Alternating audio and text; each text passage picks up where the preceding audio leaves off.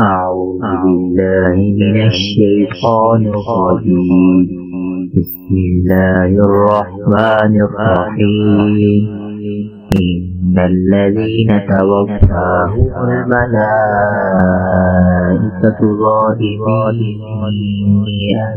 أنفسهم قالوا فيم كنتم قالوا كنا مستضعفين في الأرض قالوا ألم تكن أرض الله واسعة فتهاجروا فيها فأولئك مأواهم جهنم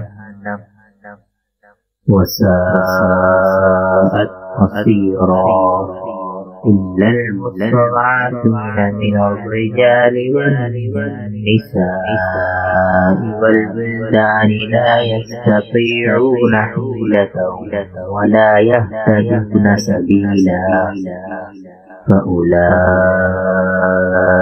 عسى الله أن يعفو عنهم وكان الله عفوا غفورا.